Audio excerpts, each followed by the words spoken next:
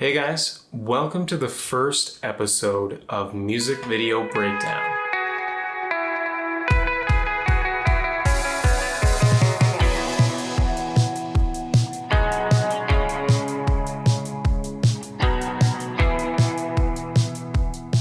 So let's rewind a little bit. In order to get golden hour in the morning and for there not to be many people at the beach that would, get in the shots or we'd have to work around, we wanted to get up as early as possible, and golden hour started at 5:20 a.m. So we woke up at 3:20 a.m., of course, to drive from Oshawa to Woodbine Beach. And we got there and then we started setting up, and the opening shots for the video we filmed I think before golden hour, so I had to shoot wide open at 1.4 on my wide angle lens, which I'm actually using now, in order to actually see anything that early in the morning. And the idea here was to establish, a little bit of story of Max driving to the beach early in the morning and nobody else is there, and it's just this sort of serene kind of setting. So we got the car driving in, parking, the radio, him putting on his sunglasses, and all those things. And all those shots together took us about 45 minutes to get the whole thing done. And yet it's only about 10 seconds in the intro, but I'd say it was worth it. And then after that, we wanted to get, I think we did about 6 different singing tracks. So what we did is I got the slider that we have so we could do these parallaxes, and we got I think 3 shots like that where it was Max singing directly into the camera, and we got all those takes. And then we wanted to get some more dynamic shots where he was actually moving and singing to the song. And so I came up with this idea way beforehand in pre-production, where I have this mechanism that allows the camera to do these smooth panning motions. And so me and Emily, I had to hold the wires and everything and the controller for the camera, and Emily had to hold the monitor. And we went behind the camera and we had to move around in a circle. And Max is on the other side of that. And we're trying to keep him in the center of the frame as he circles the camera and he's singing. I couldn't manually focus it as the camera's moving. We had to get it so that he stayed in the exact same distance through the whole part he's singing. So we had to draw a circle in the sand around the tripod and measure it out and make sure it was the same distance. And then Max just had to follow that while he's singing.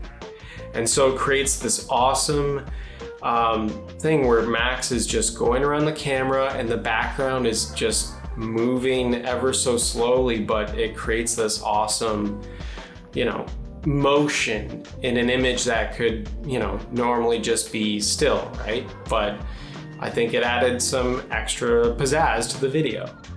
And then for the final singing take, we found one of the lifeguard chairs, and luckily nobody was there, so Max climbed up on it, and I decided to go handheld to give it a different kind of motion than doing the parallax or the tripod movement, because I think it's nice when music videos have many different forms of movement in camera motion.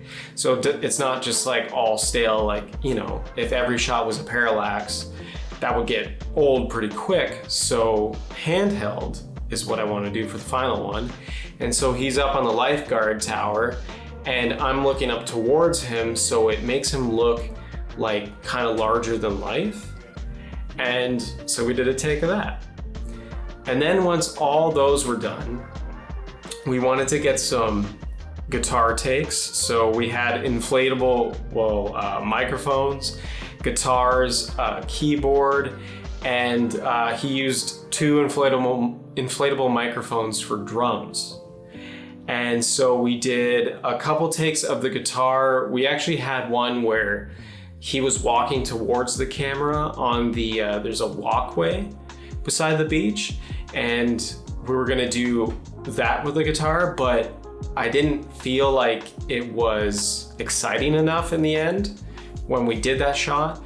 And then we did one where he was standing on these steps that lead down to the beach, and I put the camera on the gimbal and I went back and forth like really fast as he's playing guitar.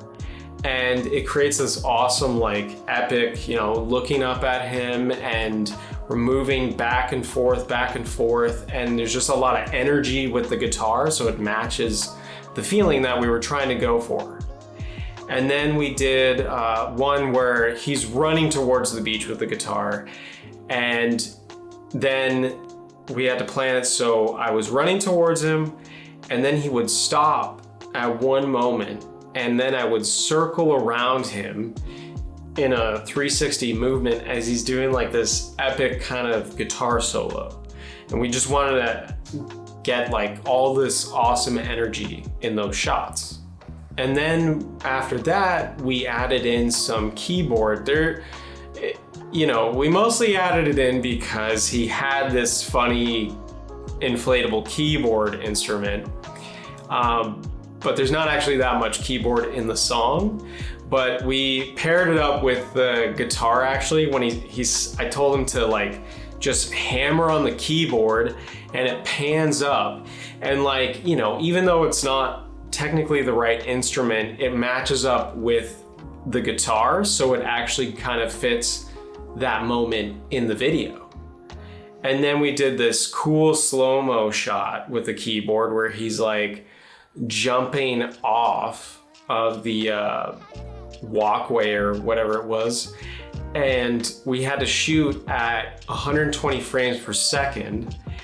And it's kind of funny because we had to do like a bunch of takes because I wasn't sure where the camera had to be when he was jumping off. And we had to stand like about 30 feet away because when you do slow motion on the A7S II, it like crops in the sensor quite a bit. So it's only HD instead of 4K. So like we're standing far away as Max is like jumping off this thing, and we're like trying to get the shot. We're like, okay, go for it. Yeah, go for it, jump. Okay, got it, got the shot. I think it's good to focus in a music video on all the instruments that are in it. And it really adds a lot to it. If you got guitar, you got a synth, drums or whatever, like it's nice to have those visual cues for people to connect the actual song to the music video. And it's okay to not have those, but it definitely helps you enjoy the song, I think, if you have visual cues to actual music. Like obviously he's not actually playing the air drums, but it works. It sells it to the audience. I learned not to stand too close to a car door, especially if you know that the talent is going to open it in your face, because Max opened his car door and he slammed me in the knee, and like obviously that wasn't Max's fault, that was my fault for standing too close to the door, well knowing that was gonna happen. And then a completely surprising thing was when we were on the boardwalk filming and we're walking back, of course the bare naked ladies just started biking by on this like weird quintuple bike thing, and they were shooting with a 360 video camera. And it was actually neat to see you know, what they had made recently. They just dropped that music video the other week. And so that was kind of neat. I feel like that was good luck for our music video, kind of being a part of another music video.